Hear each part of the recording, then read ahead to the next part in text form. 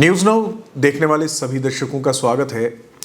अक्सर हमने देखा कि रियल एस्टेट्स में लोगों को जो है वो दुश्वारियां होती थी और इस चीज़ का ट्रस्ट करना बड़ा मुश्किल हो जाता था कि अगर कोई कहीं प्लॉट वगैरह ख़रीदता है, ज़मीन ख़रीदता है तो उसमें सिक्योरिटी क्या रहेगी कि वो चीट नहीं होगा। और जम्मू कश्मीर में हमने हज़ारों लाखों लिटिगेशंस ऐसी देखी हैं जहाँ पे रियल एस्टेट्स के नाम पर जो है लोगों के साथ फ्रॉड हुआ है, धोखेबाजी हुई है, लेकिन अब ऐसा नहीं होगा। जम्मू कश्मीर के लोगों के लिए खुशी की बात है और मैं आपको बता दूं कि ये खुशी की बात Jammu and Kashmir housing and urban development department जो है वो लेकर आया है। और जम्मू कश्मीर में अब जितने भी रियल एस्टेट्स या प्राइवेट कॉलोनीज़ वगैरह हम कह सकते हैं जो भी बनेगी उनका बाकायदा सरकार के पास रिकॉर्ड होगा।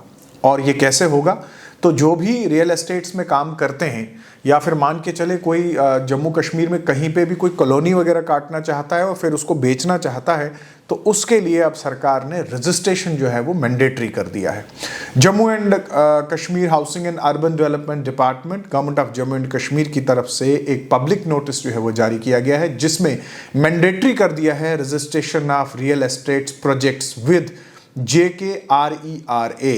और मैं आपको बता दूं कि मैं समझता हूं कि ये एक अच्छी बात है, खुशी की बात है, क्योंकि अक्सर आपको इस चीज़ का खदशा रहता था और आप डरे रहते थे कि अगर मैं किसी भी प्राइवेट कॉलोनी में प्लॉट वगैरह खरीदूं तो मेरी सिक्योरिटी क्या है कि वो जेन्युइन है, उसके पेपर्स सही हैं, उसका पोजीशन सही है और क्या खरीदने के बाद रजिस्ट्री कराने के बाद आपको पोजीशन मिलता भी है या नहीं मिलता है। लेकिन अब इन सभी चीज़ों पर सरकार की तरफ से विराम लगा दिया गया है और अब जो भी खरीदो फरोख्त होगी ज़मीन के मामले में, फ्लैट्स के मामले में, आपकी सिक्योरिटी जो है वो सरकार के ज़िम्मे होगी। और आपको मैं बता दूं कि ये स्टैंडिंग ऑर्डर नंबर 13 डेटेड 8/1/2024 के तहत जम्मू कश्मीर में जितने भी रियल एस्टेट्स रेगुलेटरी अथॉरिटी है वो अनाउंस करती है imperative registration of new and ongoing real estates projects in the union territory of Jammu and Kashmir. यानी जितने भी ऑनगोइंग प्रोजेक्ट्स हैं उनको भी रजिस्ट्रेशन मैंडेटरी है, या कोई नया प्रोजेक्ट जो है वो शुरू होगा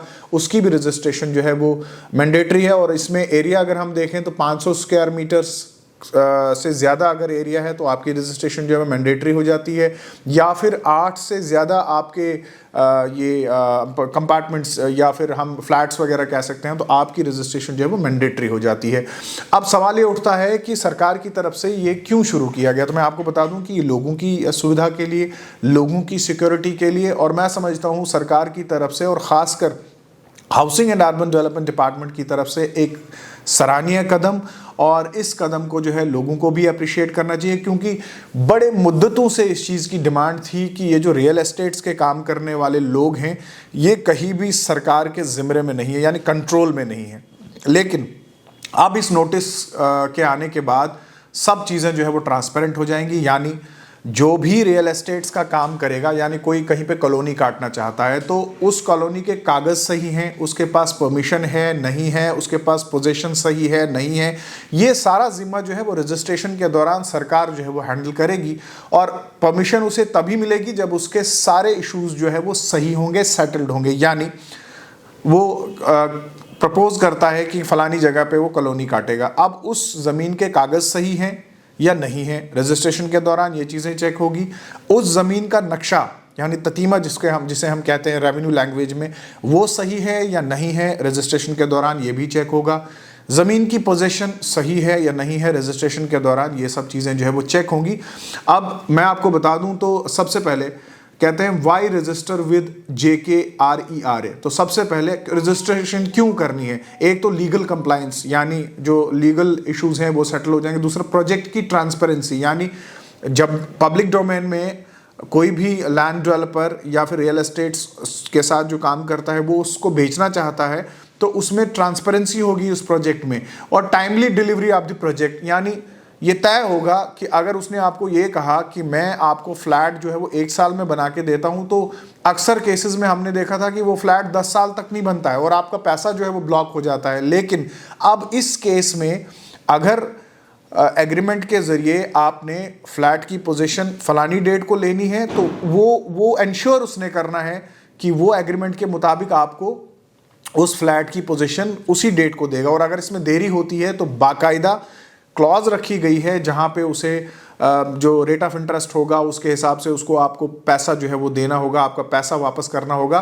कुल मिलाकर देखा जाए तो जम्मू कश्मीर के लोगों के लिए एक सेफ्टी है रियल एस्टेट्स को लेकर, जो जिसमें ज़बरदस्त आज तक जो है वो कोई कंट्रोल नहीं था, मनमानी चल रही थी और रियल एस्टेट्स के साथ जो लोग काम करते थे वो लोग जो थे वो लोगों को चीट भी करते थे, बेवकूफ़ भी बनाते थे। और मैंने प्रोग्राम के पहले ही कहा कि हज़ारों लाखों लिटिगेशंस जो है वो कोर्ट में पड़ी हैं जहां पे बयाना लिया गया, एडवांस लिया गया, लेकिन उसके बाद लोगों को पोजीशन नहीं मिली, रजिस्ट्री गलत थी, ततीमा गलत था, इंतकाल गलत थे। लेकिन अब जो भी रियल एस्टेट में काम करेगा उसे जो है वो रजिस्ट्रेशन करानी होगी और ये रजिस्ट्रेशन जो है वो JKRER में जो है वो करानी होगी। अब सवाल ये उठता है कि ये रजिस्ट्रेशन कहाँ पे होगी। रजिस्ट्रेशन होगी, पोर्टल है www.rera.jk.gov.in और ईमेल आईडी है jkerachairperson@gmail.com। वहाँ पे ये प्रोसेस जो है वो शुरू होगा। ऑनलाइन पोर्टल है, आपने वहाँ पे जो है वो अपने डॉक्यूमेंट्स जो है वो सबमिट करने हैं। उसके बाद बाकायदा Jammu and Kashmir housing and urban development department जो है वो आपको परमिशन देगा और फिर जाके आप प्रोजेक्ट की शुरुआत कर सकते हैं। तो कहीं ना कहीं जम्मू कश्मीर के आवाम के लिए एक खुशी की बात कि अब आप कहीं भी ज़मीन खरीदें, कहीं भी फ्लैट खरीदें, उसकी सिक्योरिटी जो है वो सरकार तय करेगी। आप देखते रहिए न्यूज़ नाउ।